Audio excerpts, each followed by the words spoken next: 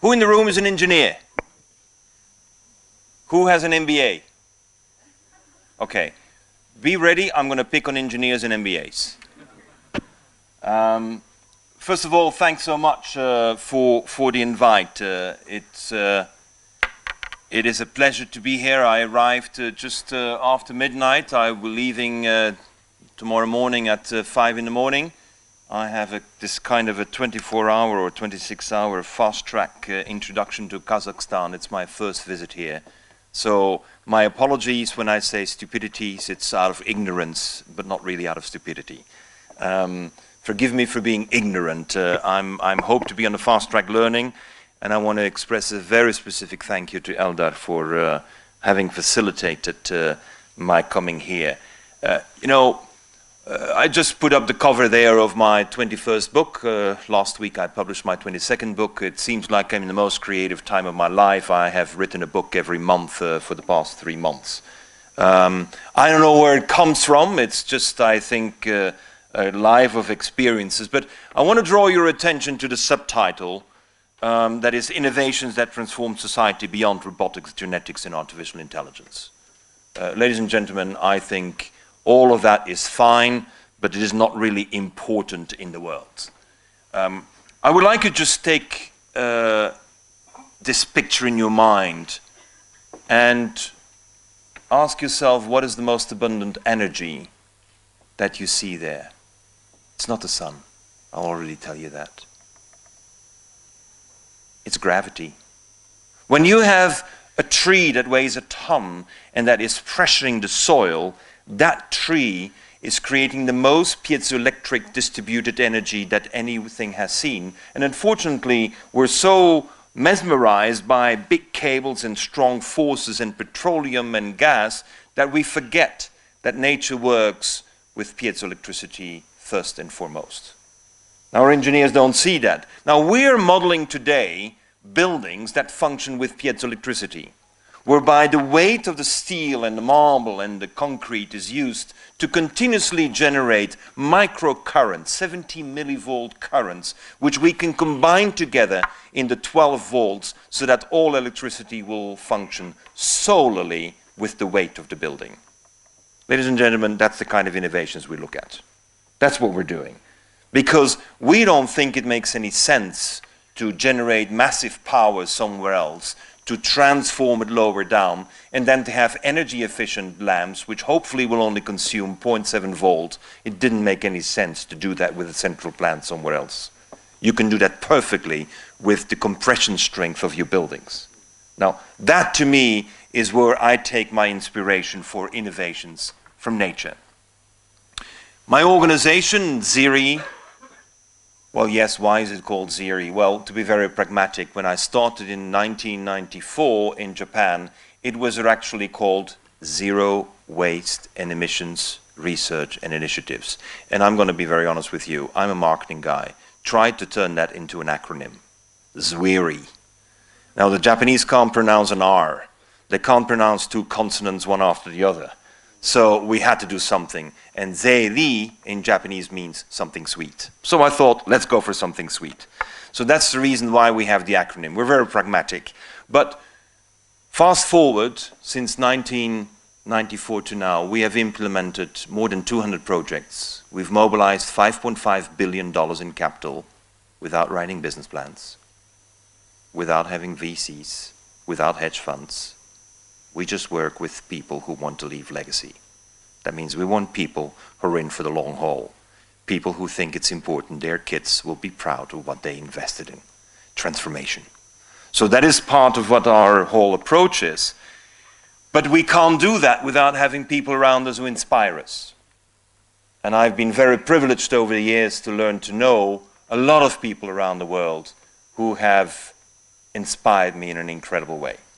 Inspiration is what we need. We need to have people who have done things that really is out of the box. Do you recognize anyone there? No one? Pope Benedict, I think it's Franciscus, but you know, it's okay. They're dressed the same way. Steve Wozniak, yes, I've been working with Steve for so many years. Actually, I never met Steve Jobs, but Steve Wozniak and we did a lot. You know, he resigned from Apple to do homeschooling of his kid. And then the California Board of Schools didn't give him a license to teach. Amazing. He was good enough to create Apple, but he didn't get his teacher's license. Isn't that amazing? Who else do you know?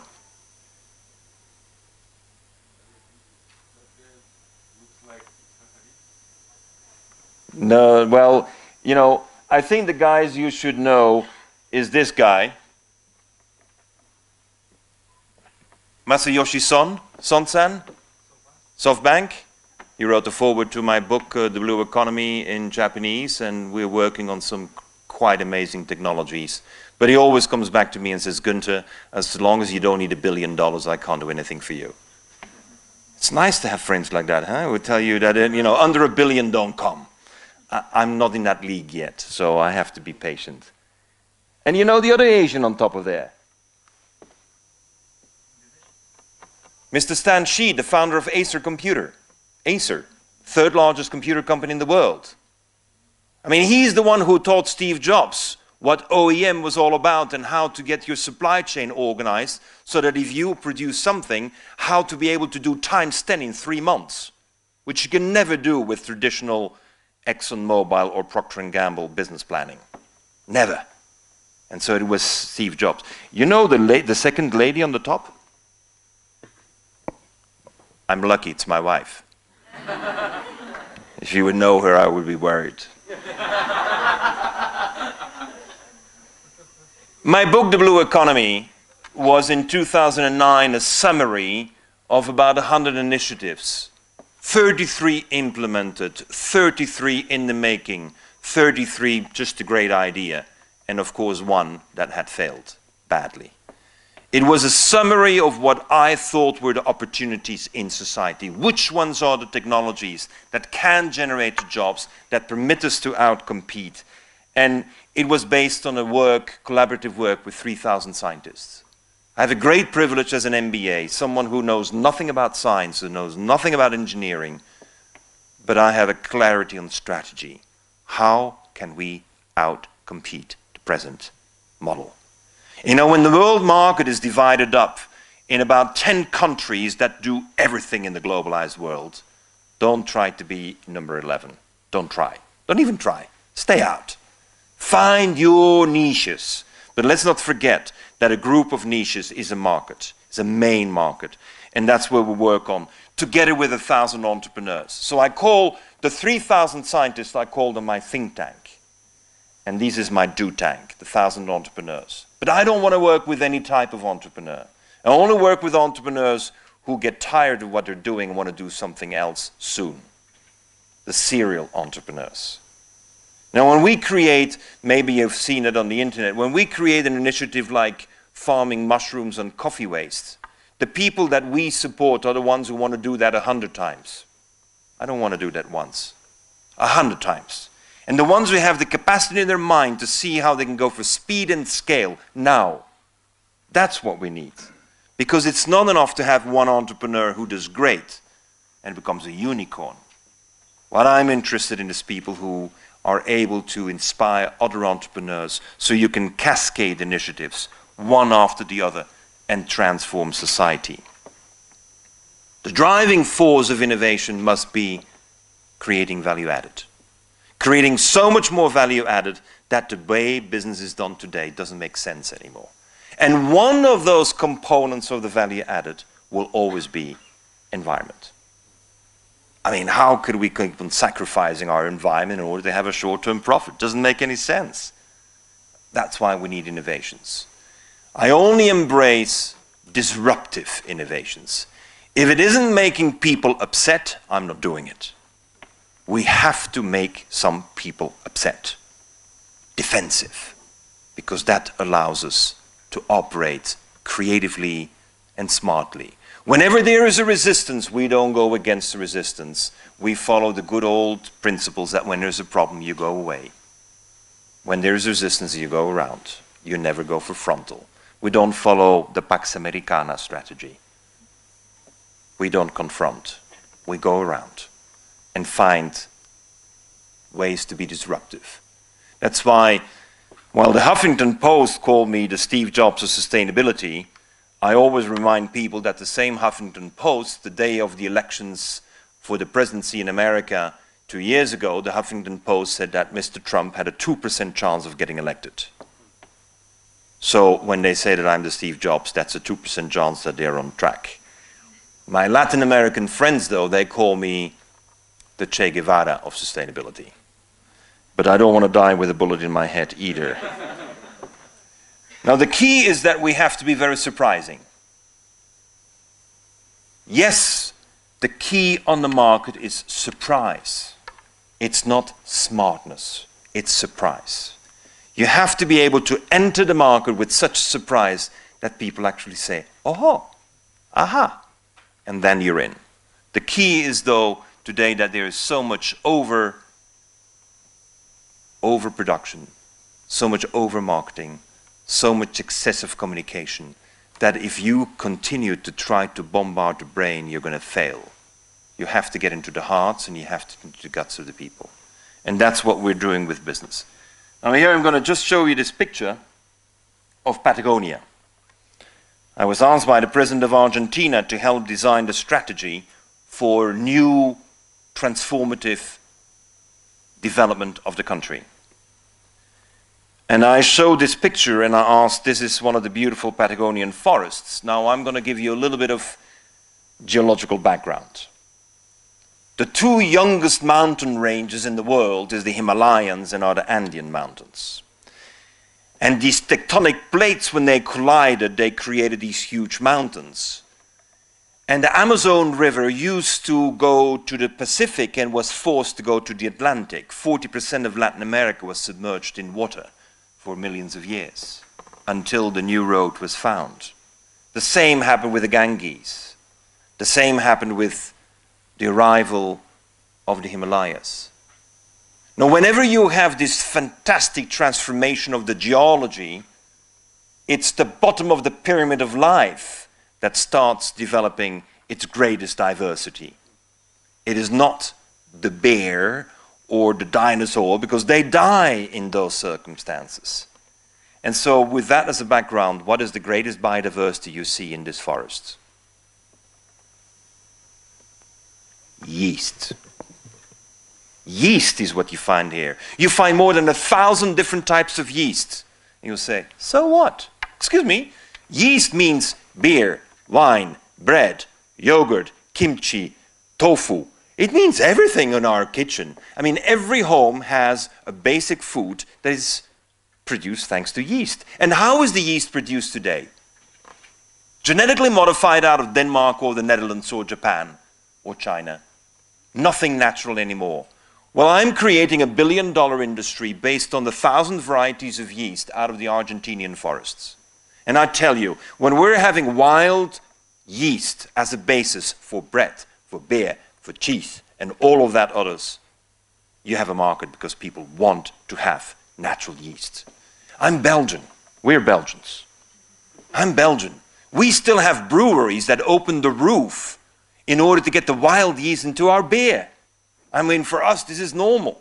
But when I'm coming to a place where there is 1,000 varieties of yeast that we can collect with student initiatives, because we organize yeast safaris.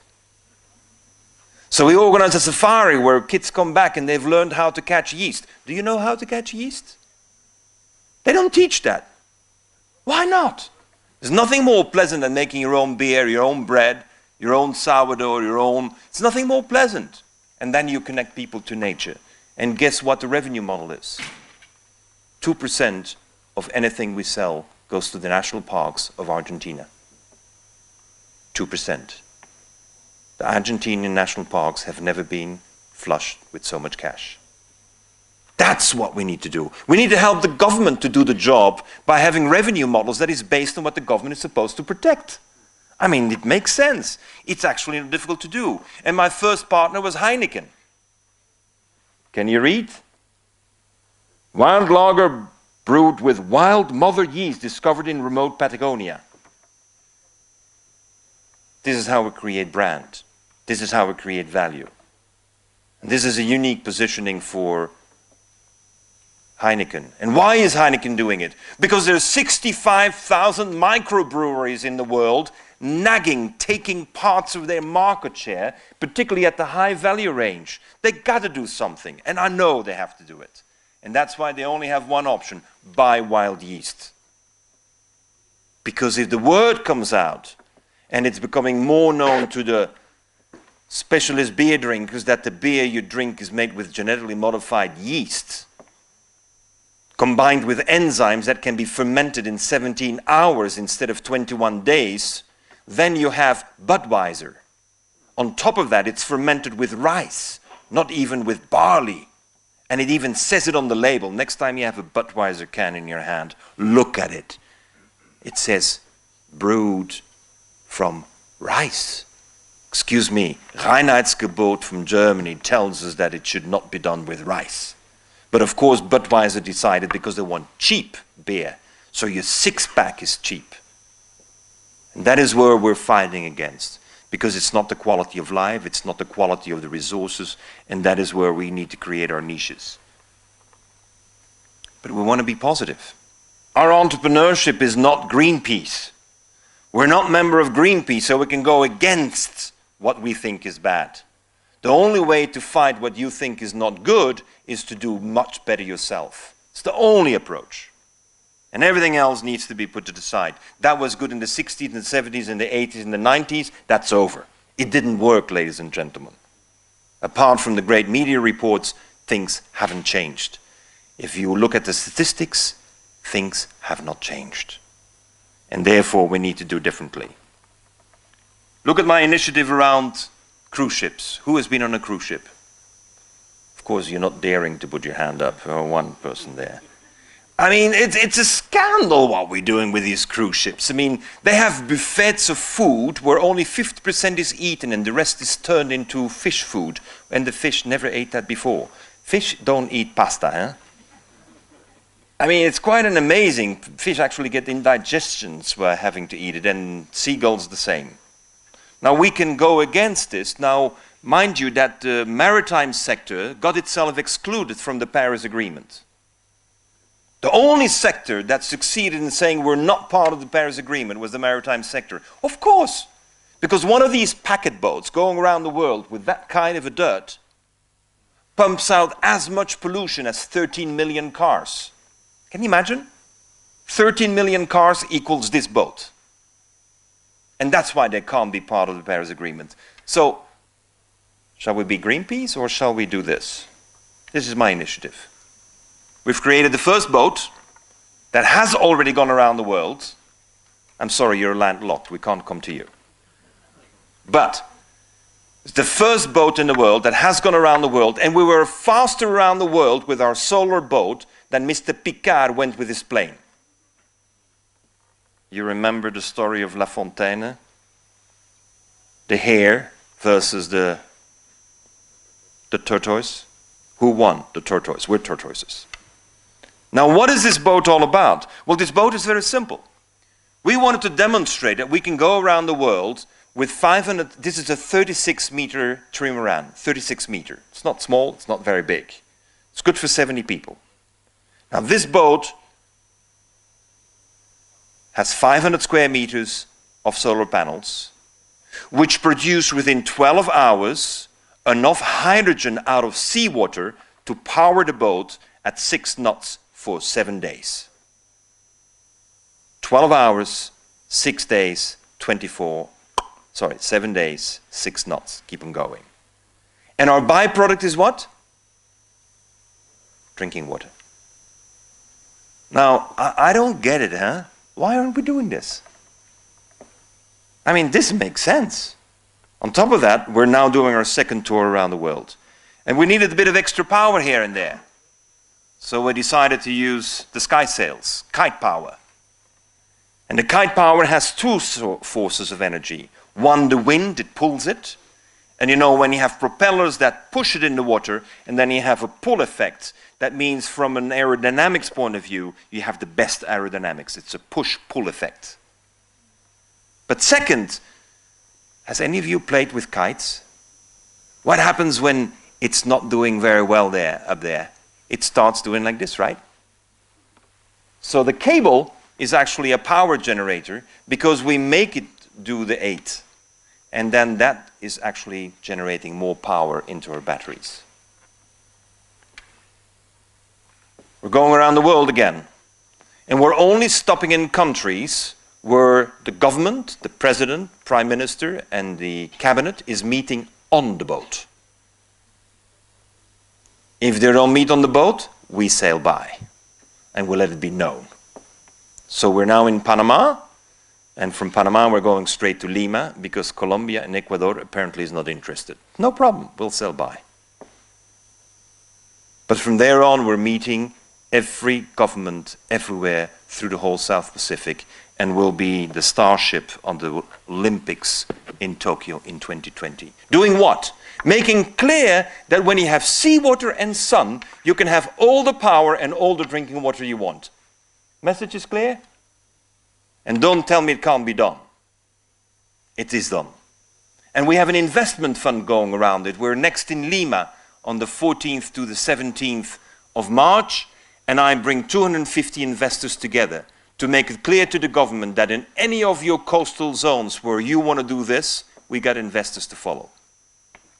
If you got an innovative technology and investors next to it, governments change policy. Very easy. And this is what we have been forgetting. We're telling government what to do without bringing the investors, without having investment proposals that are not high risk. And this is part of our exercise. Let me show you one of my favorite initiatives in Germany when it relates to food. As you may know, Germans like to eat pigs. And somehow the European Union has decided that pigs need to be living with pigs and chickens need to live with chickens. I don't get it why they can't live together, because they've been living together for centuries. So we have created the first farm, and the first farm where pigs and chickens live together. It took us about 10 years to fight the European Union because they were always there to close us down. When they try to close me down, then I'm interested to pursue the issue. Why?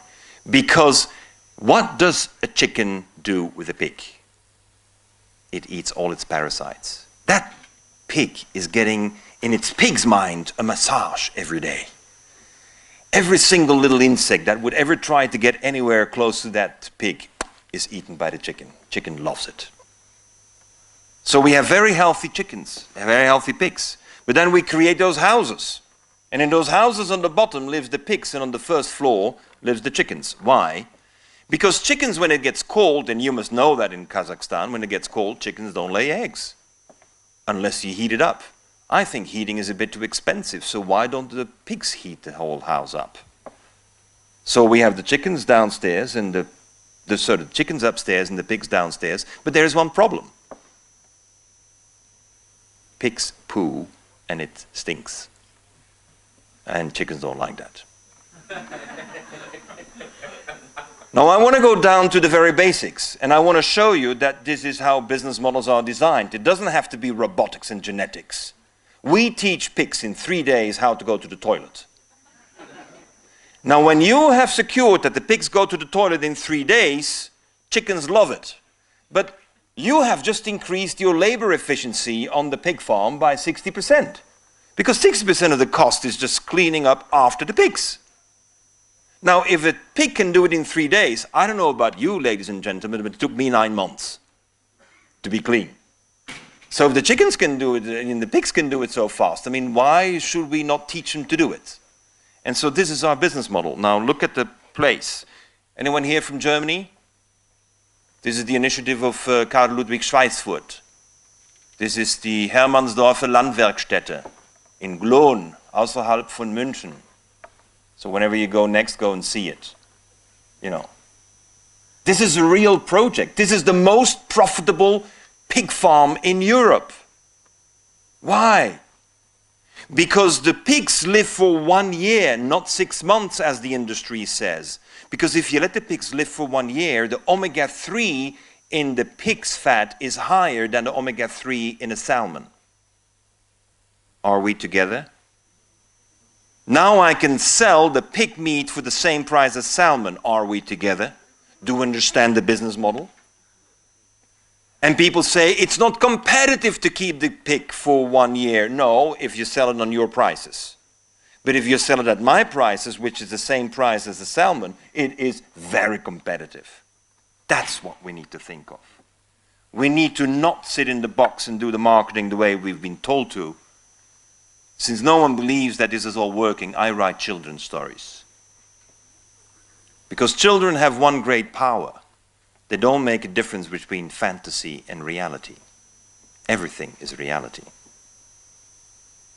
Education means that we differentiate fantasy from reality. Unfortunately, the fantasy world we live in is a real fantasy world because there are no two worlds we can keep on consuming.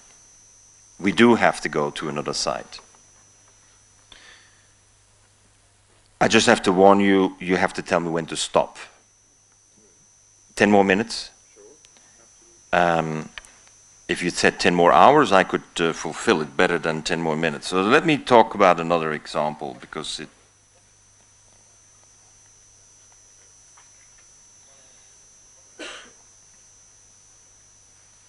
Let's talk about the other spectrum of our initiatives. On one hand, we're very active in agriculture, mining, we're very active in the energy sector, but we're also very active in what is called big data. We think it's about time we redefine big data. Big data comes to a very blunt statement of ours, which is the book that I published last Friday in Paris, is exactly about this. Every light bulb can be transformed into a satellite. There is no more need to put satellites in orbit. That is technologies of the 50s. If you want to go to Mars, you better go by satellite. Try. I wish you good luck. I'm not going to see you again. But if it's not for traveling in space, for every other single purpose, satellites are out of date in our scientific framework. Why? Because of this guy, Shuji Nakamura. Nakamura-san is the inventor of the LED lamp. And the LED lamp changes the way we are going to look at light. In the old scriptures, Genesis 1.3 said, God said, let there be light. First words of God according to the scriptures is, let there be light. God didn't say, let there be sun. No. He said, let there be light. And light is very key because we have been making heat and not light. That's why we were wasting so much energy illuminating everything. Until Mr. Nakamura came. And he realized that you could use a diode and cover it up with phosphor so that you could only have the white light. He got the Nobel Prize.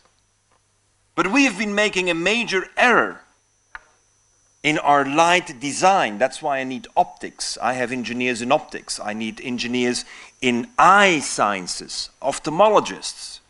Because if we don't have the optics, the physics of optics and the ophthalmologist, we cannot bring it together. Now this is the eye in a daylight. And in a daylight, we have 5 million cones that allow us to really see well during the day. But as soon as we're in the dark, our pupils open up. And then we're not seeing with 5 million cones, but we're seeing with 120 million rods. Now we didn't know that 10 years ago.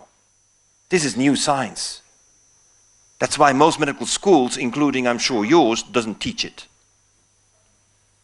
And that's why the experts in LED lamp design don't know that we should not be recreating daylight in a dark room. We should create a light that is reminiscent of the night. Because at night our eyes have 120 million captive connections, neural connections to see, and during the day we only have 5 million. Do you understand the difference? That means we're making light, here are the rods and the cones. We're making light to recreate day, whereas we should recreate light to see at night. And that is one of the most fundamental scientific breakthroughs in light. That means we can eliminate the phosphor we can use the RGB. The RGB method, that's why I needed a few engineers in the room. The RGB means that with the red, the green and the blue, if you mix it well, you have white. Optical colors are different from pigments. Pigments, you would have brown, but optically you have white is the creation. Now, blue is only 4% of our eye recognition. Green is about 30%. Red is 60%. So we have recreated lights that have this effect. Both are LED lamps, but one LED lamp is an old phosphoral lamp, and the other LED lamp is a lamp that is using the full RGB spectrum. And why do I give you all of these explanations? Because today all communications is based on Wi-Fi, radio waves. Ladies and gentlemen, I don't get it. Radio waves are very limited. Radio waves are slow. Radio waves are connected through antennas that are 3-4 kilometers apart and satellites that are 20 to 30 kilometers away. And then we want to do a GPS. Now every GPS has an error margin of at least 10 meters. Now that doesn't make any difference when you're going from Kazakhstan to China. But when you are doing self-driving cars on the motorway, 10 meters is accidents. And that's why I don't believe in the autonomous cars. Autonomous cars is a pipe dream, is for me a racket, as we call it in America. A racket. It will never work. And why will it never work? Because the autonomous car is supposed to follow the rules of the law. And the last thing people do on the road is follow the rules of the law. We don't do that. I'll give you a very simple example. There is a car driving in the city and there's a zebra path. The rule says stop. I'm walking. I come to the zebra path. The autonomous car stops. But I'm just talking to my friend. We're just having a chat. The car can't go. The car can't overrule the rule. It must follow. So as long as there are people standing there, the car can't go, creating a traffic jam. Why? Because two people are talking on the sideline of the zebra. There is no intelligent system, not even artificial intelligence, that within 10 to 20 years will solve that situation. No one. And then there comes someone on a bicycle, hops on a bicycle right in front. That was not in the schedule. Autonomous cars do not know what to do with that. So Wi-Fi will be transformed into Li-Fi. Ladies and gentlemen, who knows Li-Fi? Light-based internet. Do you have it already? You've read about it. You heard about it. I think if this university wants to be lead university in anything, it has to be the first university in Middle Asia to have Li-Fi. Today, we're doing 512 gigabits per second per square meter transmission speed. Do we get each other? Your 5G, which you haven't yet, will do 1 gig per second and not per square meter. It will do it in this room. And if there are 150 users, you will not get the speed you thought you paid for. And that is why when it's New Year and you want to send a message out, no one can send a message out because the system gets blocked. Li-Fi is going to be the system. And why is it? Because we're making use of 14 billion public streetlights. How many routers do you think are in the world? Cisco routers. We have 10 times more public streetlights than there are Cisco routers, and every streetlight can operate like a broadband internet video connectivity today. Today. Provided you make the political decision. Like the rule of Dubai has just made last week. 27,000 streetlights in Dubai will be transformed to these kind of streetlights so that every light on the road becomes a high-speed transmission of data. The Metro of Paris has decided last week that all metro stations in Paris will be equipped with Li-Fi, light-based internet. All stations We're making a consortium with UBS to have $500 million so that 25 metros around the world will all operate on Wi-Fi. Why? Because Wi-Fi doesn't work underground. It's not because I'm against, it just doesn't work. And what is our first particular market? We're the first ones in the world to dedicate a company solely to making it possible for the visually impaired to go through the metro. Can you imagine visually impaired people coming into a metro, have no clue where to go? There's no dog that can do the job, no cane can follow it. There's no visually impaired person who can find a toilet, and when they find a toilet, they don't know where they have to stand or sit. I mean, ladies and gentlemen, this is reality, huh? If in 2018 we're not able to take care of the visually impaired with all the technology of genetics and robotics, I'm always joking with these people who have these robots making a jump. Why don't we get blind people to the toilet? Ladies and gentlemen, let's get down to basics. And if you can do that, then you can do a lot of other things. Today we have the first Wi-Fi systems in parking spots. I mean, I'm sure you've been in a parking in a shopping center and you're looking for the closest. You take your ticket, your Wi-Fi notes where you are, and it takes you straight to the free post, the free parking. And you will never forget because your phone will be Wi-Fi empowered. I see a few of you have a phone in your hand. Do you have a phone around here somewhere? May I just borrow it?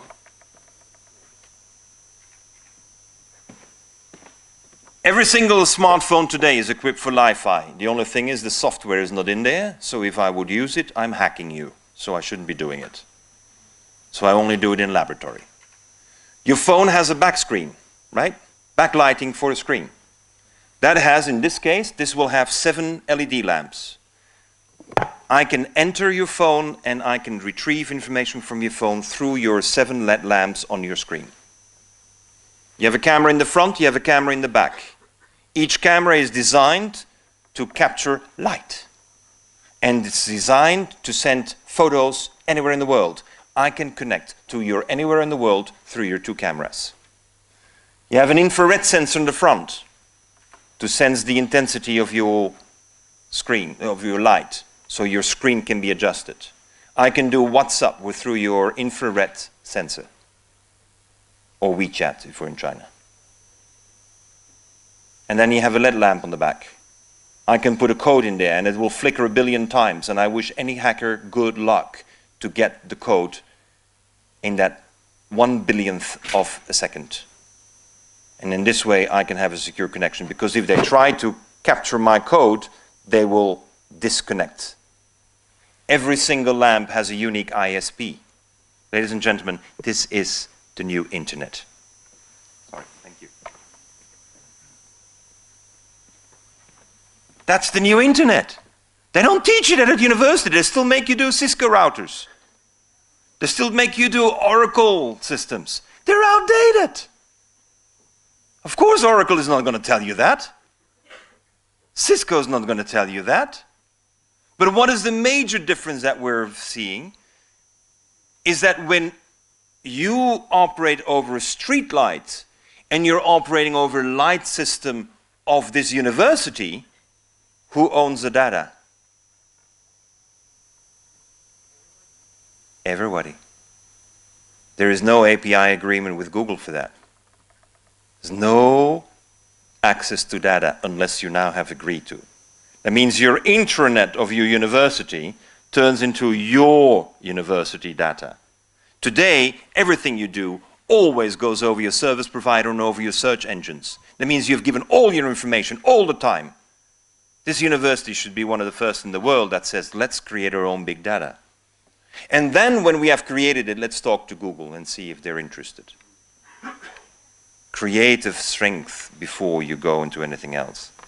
I can talk about this for a long time, but we have the support of the President of France to create the new internet. It was presented in Davos in 2015, and then Minister Emmanuel Macron was Minister of Economics, and the whole world laughed at him because he said, a Frenchman doing the internet?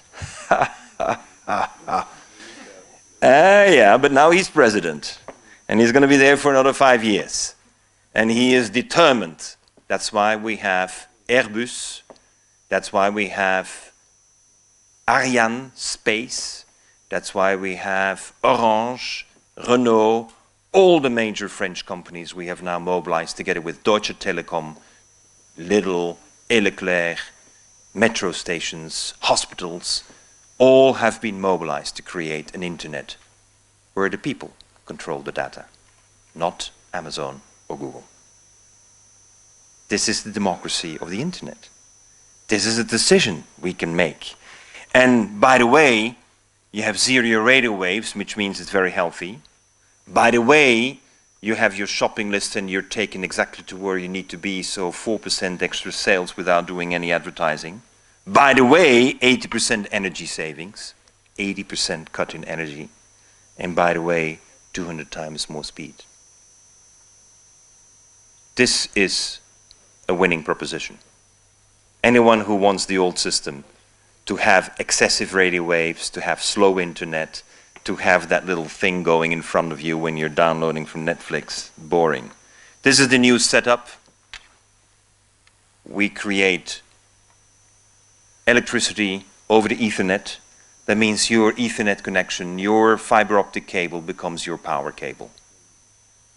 No more electric cables. That means your whole house immediately goes to 12 volt with the most energy efficiency. Ladies and gentlemen, I think this is enough for today. Only one small last comment, and that is on how I started. This is the factory I built in 1991. This factory was the first factory that had zero emissions. I was the publisher of books of Lester Brown, State of the World, Vital Signs. I published his books, and every year I was getting the bad news. The bad news was that the world was going down the drain. And after publishing these books for 5 years, I said, let's do something so it doesn't go down the drain. I don't want to know how it gets down the drain, I want to know how I get it out of it. This factory I constructed to compete head-on with Procter & Gamble and Unilever. I created biodegradable soaps in a factory that was constructed out of wood with a grass roof. And I had 100 employees. When I started the company, the vision was we had 120 million Belgian francs turnover. And I said, we're going to go to 2 billion. Today we're doing 4 billion. But look at the parking. 100 employees, no cars. Why? On holiday? No. It's because I pay my workers $50 a mile to ride a bicycle to work. And guess what? Even when it rains and it was freezing cold, people ride a bicycle for $50 a mile. Second, every worker received 5 pair of, excuse me ladies and gentlemen, don't think bad about it, but it's true, I'll explain, underwear.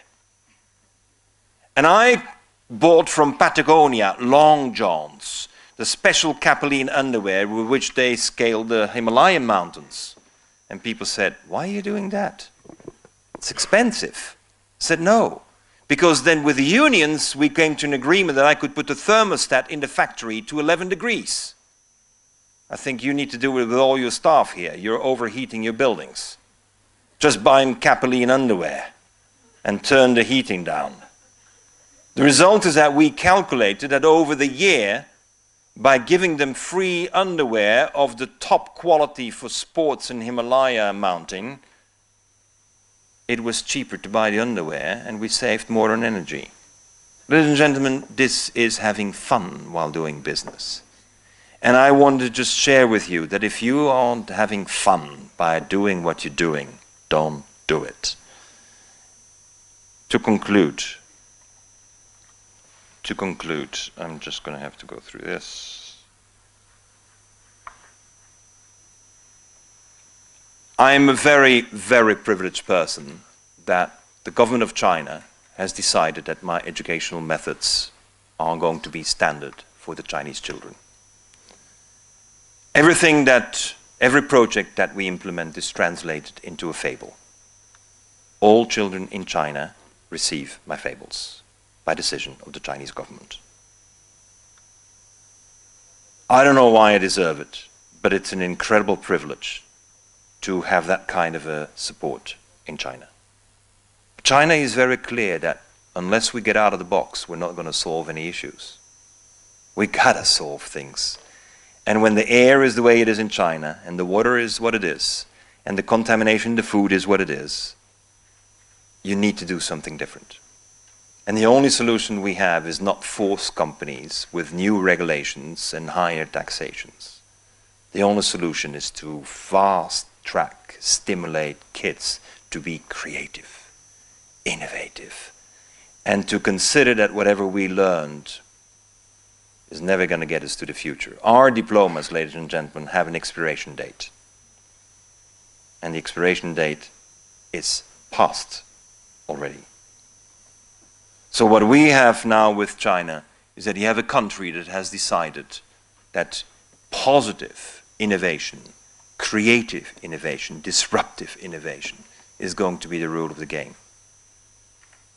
The Chinese government has asked me to write 365 stories. I have 216 published in China today.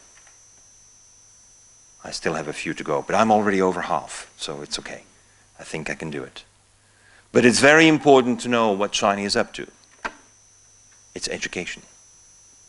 And that's why I'm so privileged to be at this university, because your leadership decided that education needs to get out of the box. You need to get education down. The only thing I hope is what you're learning is going to be as crazy as what we're doing. Thank you.